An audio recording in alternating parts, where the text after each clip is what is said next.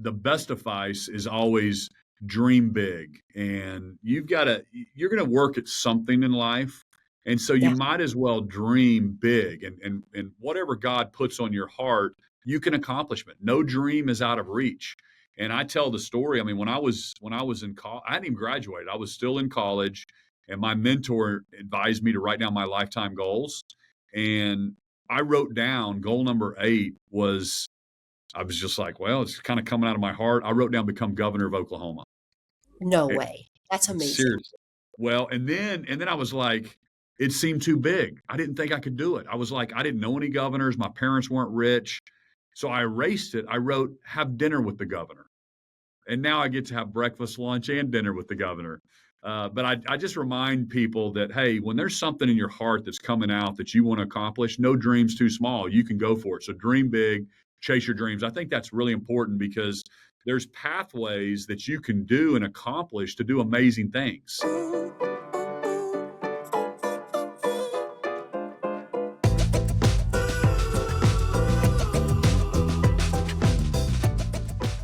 Hi, it's Liz. Welcome to the Capital Coffee Connection podcast. And we are having virtual coffee today. And I am honored to be speaking with Oklahoma's Governor, Kevin Stitt. And I just want to say welcome. When I was like looking into you, I felt like kind of I was going home to when I was a little kid. Because when I was little, I grew up and we in the summer had a ranch and we grew vegetables. And I saw that you were very excited about growing your own potatoes and tomatoes and corn. And I just thought like, oh, wow, that was just incredible. And then you talked another piece about being a neighbor and how neighbors walking with neighbors. And when I grew up, we were in my neighborhood, very different people, but we did things together. And I just want to say thank you because those were messages. And that was an image that really made me feel like I remembered being a little kid and watching my parents and so many people working together. And so I think that is my way of introducing you, Kevin, and just saying thank you for being here to talk about heart and humanity and community. Well, thank you. It's an honor to have virtual coffee with you as well. Hopefully, we get to do that in person sometime. And yeah, it's funny. As a kid growing up, I watched my mom have a garden, and my grandparents. My granddad was a dairy farmer, had an 8th grade education, was from Skiatook, Oklahoma, born in 1911, and I remember kind of going and hanging out with him as a little boy and watching him in the garden. And he used to do a horse and plow because he loved kind of training young horses that way. And so I love having a garden. And then I just decided to put it online, and people love it in Oklahoma. Even when RFK Jr. came to Oklahoma to do a visit, we were talking about, making Oklahoma healthy again. He wanted to come to my garden. And so then it was really fun. So I had RFK Jr. there, and we went to my ranch and we're messing around, and I had him digging up potatoes, and it was really fun. Who cooks them at home, you or your wife? Well, both of us. I love to cook, but Sarah, my wife, we've been married 27 years, and she loves that as well. And we've got chickens, and so I love. What's also cool is going and gathering eggs, and so the kids love that, and it's really fun having just seeing where your food comes from. And I think it's healthier for you, but it's also just kind of neat to see how when you sow something and then it grows and it produces, and it's a lot of biblical examples of sowing in your life and seeing the fruit develop from relationships. And so it's really neat. I've never farmed at a big scale, but my other granddad was a veterinarian and a wheat farmer. And I've always thought it'd be cool to do that. So I spent a little time, on a combine with that granddad. And so I guess it's kind of in our blood here in Oklahoma. It's in your blood. It's in your DNA as well. So, we don't talk about politics and policy, but one of the other things that I learned about you is that you are now the chair of the National Governors Association. And what I want people to understand is that is not Democrat or Republican. That is governors working together. And being the chair means, and I saw your vice chair is Wes Moore, the governor of Maryland, who I have had on this podcast. And I just love that you two, very different, and yet both really love your states and love your country and are working together. Could you talk a little bit about what that means and maybe a little bit of what your agenda is to working together and what your goals are? Yeah, absolutely. Well, the National Governor Association, like you said, it's all 50 governors, 50 states. And this idea of this laboratories of democracy, we know that Maryland's different than Oklahoma, and our founding fathers were genius in the fact that it wasn't a big, strong federal government, a one size fits all. We knew Texas was different than California, and New York's different than Florida, and that's good. Not every state's the same. Virginia's different than New Hampshire. And so I really get along with all the governors, and I think we have a different perspective. I know Governor Moore in Maryland; he loves his state, and he wants the best education for his kids, and the best infrastructure, and the best healthcare system, and the best economy, and this Right. like I do in Oklahoma. And so, I think D.C. is so politicized. And I always tell Oklahomans, hey, let them play politics in Washington, D.C. We're all Oklahomans, whether you're Republican or Democrat. Let's go make Oklahoma the very, very best state to live, to work, to raise our family. And so I think that cuts across all political bias when Yeah. you really get down to we want the same thing.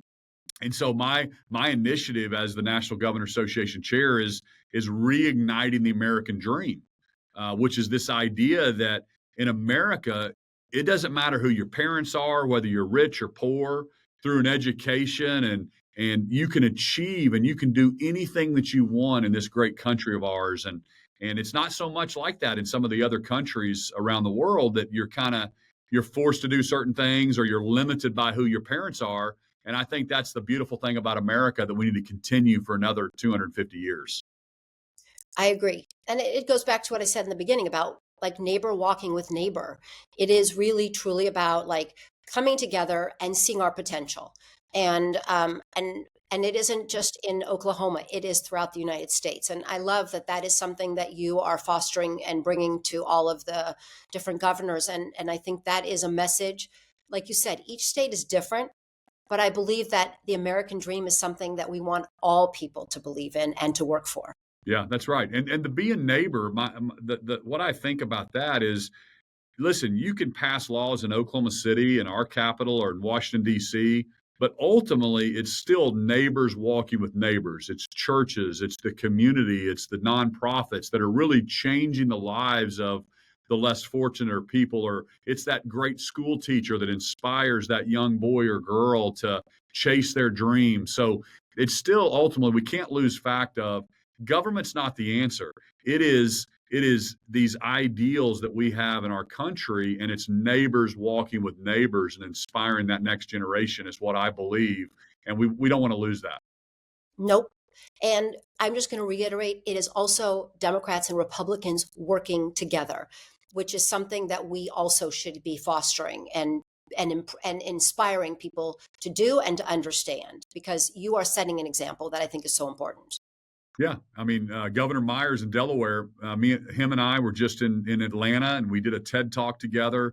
Same type of ideals. Just they were asking questions, and we really like each other. And I know Matt and his wife Lauren and their three kids, and he loves Delaware, and his philosophy might be a little different than mine in Oklahoma, but that's okay. I'm the governor of Oklahoma, and he's the governor of Delaware, and he's responsible to his people, and I'm responsible to Oklahoma, and that's why we don't need such a large federal government that dictates every single thing of our lives. We need to allow the states to determine more of that. Thank you for sharing. I think it's so important. Let's go back now to the beginning of Kevin, like where you grew up. And you grew up in Norman, Oklahoma. And what was it like? And your mother is part of the Cherokee Nation, and you are the first U.S. governor that is a Native American. And your father, he was a pastor. What was it like growing up? I had great parents. Mom and dad are still married today, 59 years. They've been married. They met at Oklahoma State in Stillwater, Oklahoma, where I went to college. And mom was stayed at home with me and my two brothers, and we were really involved with the church. Dad was a pastor there for 30 years at a non-denominational kind of just Bible church, about 400 or 500 people.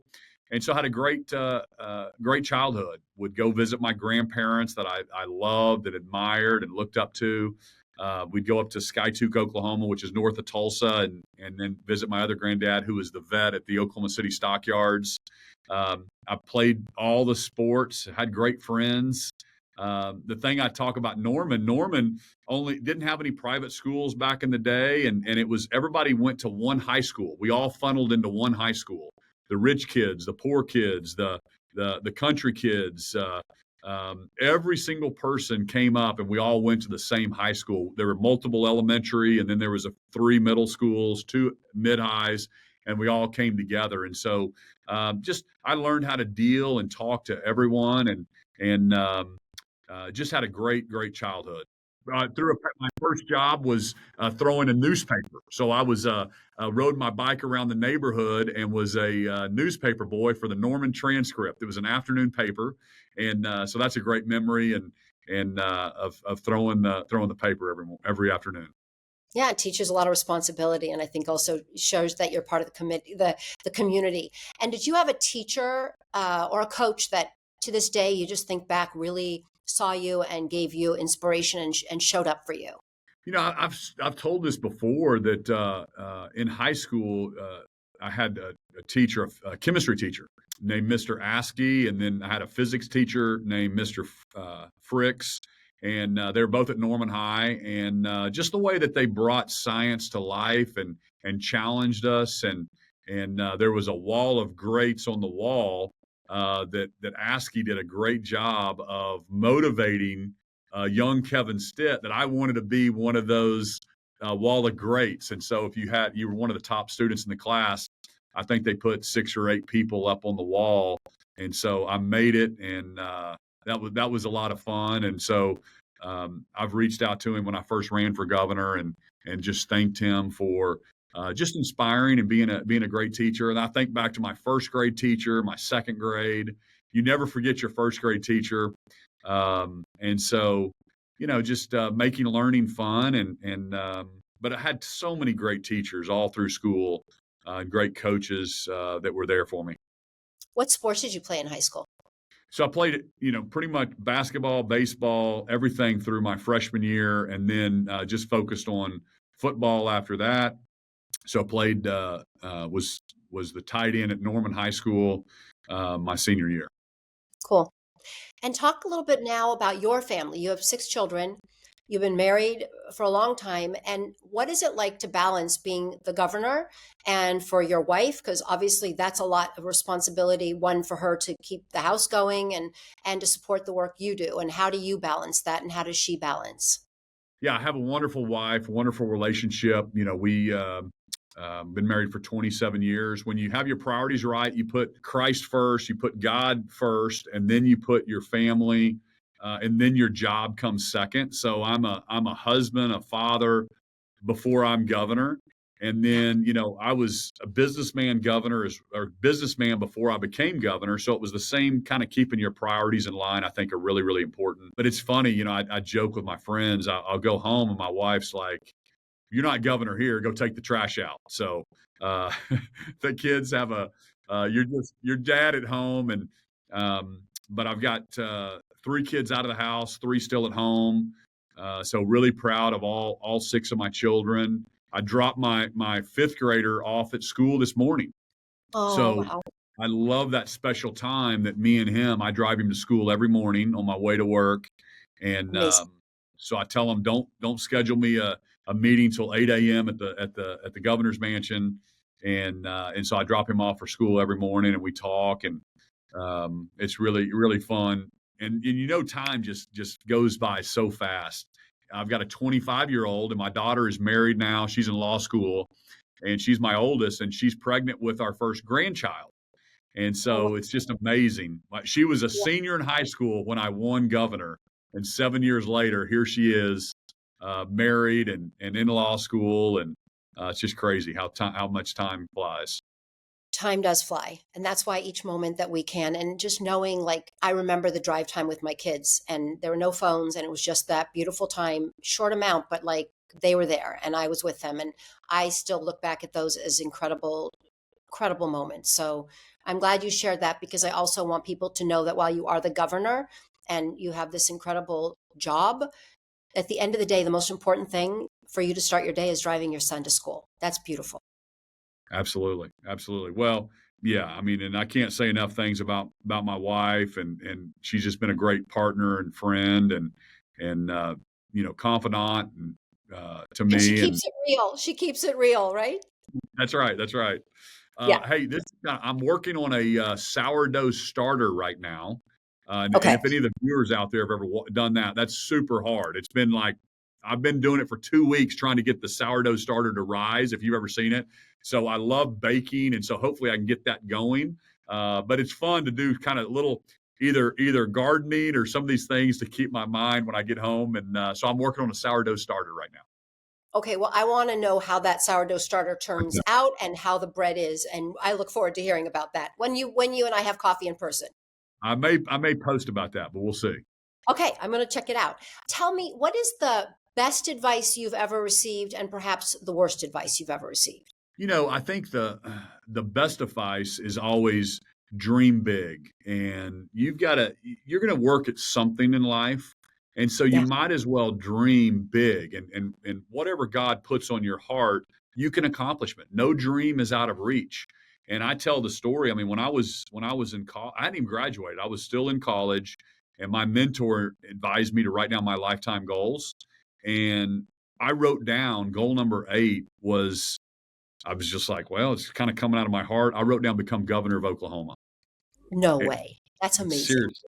Well, and then I was like, it seemed too big. I didn't think I could do it. I was like, I didn't know any governors. My parents weren't rich.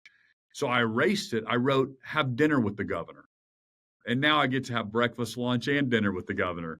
But I just remind people that, hey, when there's something in your heart that's coming out that you want to accomplish, no dream's too small. You can go for it. So dream big, chase your dreams. I think that's really important because there's pathways that you can do and accomplish to do amazing things.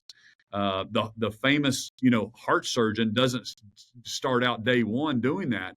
He did good in high school, then they went to college, and they went to medical school, and there's Right. always a pathway to reach your dream. So you can do that. And then as far as poor advice, I mean, I think it would probably be the opposite of that. Is just the negative thoughts, or don't people that try to tell you you can't accomplish something or you can't do Right. something.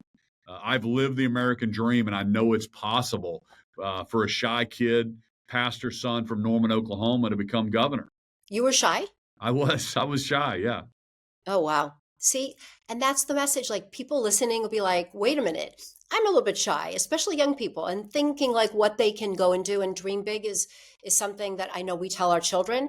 But the fact that you're telling this to people throughout your state and throughout the country, I think is important. The next section that we're going to do is just about rapid questions, a little bit get to know Kevin. Now that we know you got the starter thing going for your sourdough, and that you're a gardener, I have a few other questions. What is your favorite sound? The ocean. You mean Oh, expand on that's it, or is this like one? no, but that's interesting. Being, you're not next to the ocean, but it's a beautiful sound. Yeah, we love going to the beach, and I love ocean fishing, and we had a place down in Florida and just love the sound of the ocean waves. I agree. What is your favorite color? Blue. Am I supposed to expand, or is this one word answers? You can have fun with it, or you can go one word answer. I've got a few more. You'll probably expand upon them. Okay. What is your favorite scent or smell? I'm going to go with fresh baked bread right now. And your favorite word? Hope. Is there a least favorite word? Mine is no. Okay, I just want to say no. When somebody says no, like I don't like that.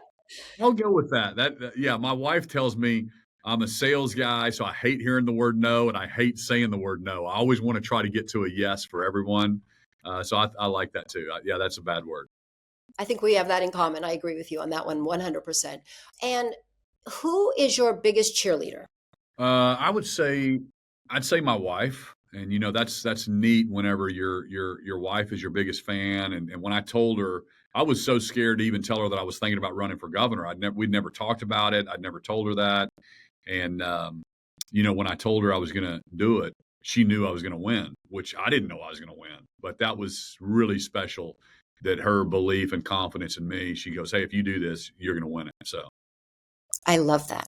And what is your favorite? I know bread smell, but is there a favorite meal that you have or that your family sits down and it's one of the favorite things you all have together? I love, I've got a really nice outdoor kitchen that I love to hang out with the family. And so I can make a really good smash onion burger, which were invented in Oklahoma, by the way, for all your listeners.